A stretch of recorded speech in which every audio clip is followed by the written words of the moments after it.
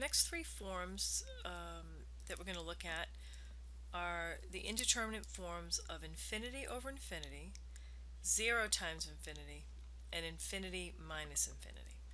And let's start by looking at the limit as x approaches pi over 2 from the left of secant x over 1 plus tan x. And I think it's a good idea to just draw a rough sketch of the secant and the tangent around pi over 2. So I've drawn a rough sketch of the secant, which is right here. Remember, the secant is 1 over the cosine, and as you approach pi over 2 from the left, this function is going to infinity.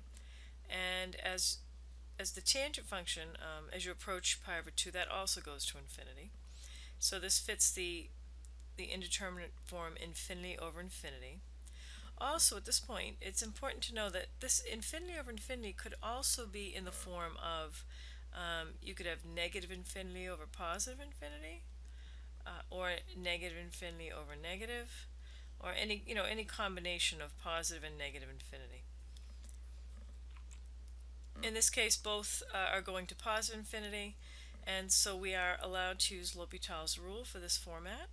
So we're going to take the first derivative of both the numerator and the denominator separately. So this is going to equal the limit as x approaches pi over 2. It's important to keep your limit notation with you. The derivative of the numerator is secant x tan x. The derivative of the denominator is secant squared x. And we can simplify. We'll get rid of one secant, and then we'll also end up writing the tangents. We'll have the limit as x approaches pi over 2 from the left of sine x over cosine x all over 1 over cosine x. And this simplifies to the limit as x approaches pi over 2 from the left. The cosines will cancel when you multiply by the reciprocal. So now we've got a function that whose limit we can evaluate just by substitution. And so the sine of pi over 2 is 1, and so the original limit is equal to 1. It's extremely important that you do your best to try, to simplify the trigonometric functions as much as you can. And one of the strategies for doing that is to change everything to sines and cosines, and that helps you simplify. If you took the tangent over the secant of x and started using L'Hopital's rule again, sometimes you find yourself getting into this infinite loop where you never get anywhere. You don't make any progress. And so when you find that happens, you want to simplify using sines and cosines. All right, let's look at the limit as x approaches infinity of the natural log of x over 2 square roots of x. Again, you should have a rough, an idea, of a rough sketch of what the natural log of x looks like and what the square root of x looks like. A natural log function, a rough sketch of that looks something like that. A square root function looks something like that. And so both of these, as x goes to infinity, both of these functions are going to infinity. Right? And in this case, they both go fairly slowly. And we're allowed to use L'Hopital's rule. So we rewrite the limit as x approaches infinity of the derivative of the numerator, which is 1 over x, all over the derivative of the denominator, which would be 2 times 1 over 2 square roots of x. So we get 2 over 2 square roots of x for the derivative of the denominator. We're going to cancel. Simplifying some algebra, we have 1 over x divided by 1 over the square root of x. When you multiply the numerator by the reciprocal of the denominator, you're going to get the limit as x approaches infinity of the square root of x over x. And if we simplify even further, we're going to get the limit as x approaches infinity. The square root of x is just x to the 1/2. So I can cancel that and subtract the 1/2 from the exponent in the denominator. So I end up with the limit as x approaches infinity of 1 over x to the 1/2, or the limit as x approaches infinity of 1 over the square root of x. In either form, when the denominator grows without bound and the numerator is a constant, the limit is equal to 0. So this is the limit of the original function, and that is 0. Okay, we have one more function that falls into the category of infinity over infinity. We've got the limit as x approaches infinity of x over e to the x. And in a prior video we talked about why these functions why they were indeterminate, and the whole idea of infinity over infinity. Remember, these are limits and not function values, and so a function can approach infinity, or two different functions can approach infinity in two different ways. One can approach infinity a lot faster than the other, and that one would take over.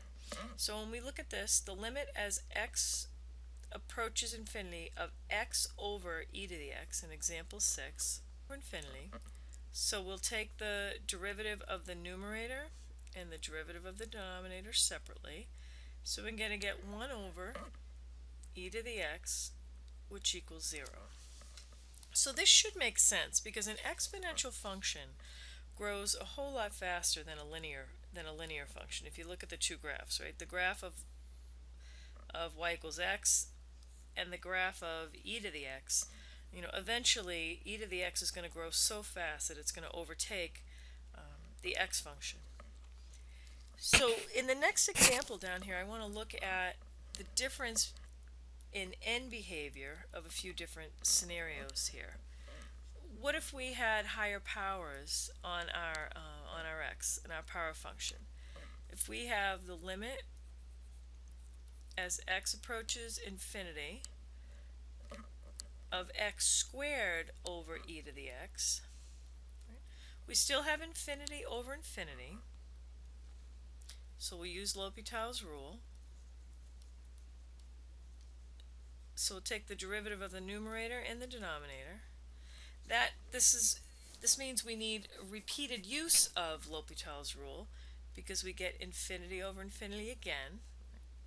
So we have to keep using L'Hopital's rule until we no longer have an indeterminate form. So the limit of 2x is going to be 2. The derivative of 2x is 2. The derivative of e to the x is e to the x. We finally have a non-indeterminate form, and the limit as x approaches infinity of 2 over e to the x is 0.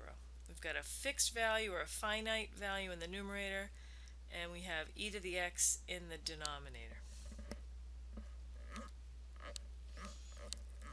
And what happens if we look at this limit and we take the reciprocal of it? So in the first example here, the power function was in the numerator and the exponential function was in the denominator, and the derivative, or the limit, was equal to 0 because the denominator, as x went to infinity, grew a whole lot faster. So the answer was 0. When the numerator grows a lot faster, we would expect the value of the limit to be infinity, and we'll just show that that's true. We have infinity over infinity. L'Hopital's rule still applies. The derivative of e to the x is e to the x. The derivative of x squared is 2x. Still in indeterminate form. So we're going to get e to the x. When we take the derivative again, we're going to get 2. And this time, we now are at a point where we do not have an indeterminate form. The numerator grows without bound as the denominator remains fixed. And so we have a limit is equal to infinity. So you're allowed to, now that you've seen this, if we had higher powers on x squared, it really doesn't matter how high the power is, that eventually a power function, if you take repeated derivatives, you will end up getting a constant. Whereas when you take derivatives of e to the x, you're going to keep getting e to the x. So just in summary, if you have the limit as x goes to infinity of x to the n over e to the x, that's going to be equal to 0 because, again, the numerator will eventually go to 0, or a constant, its derivative, and the denominator is just going to keep, the denominator's derivatives will be e to the x repeatedly. And when we take the reciprocal, and we take the derivative of the limit of e to the x over x to the n, the limit is going to be infinity. Okay, here the numerator grows much faster, and here the denominator grows much faster.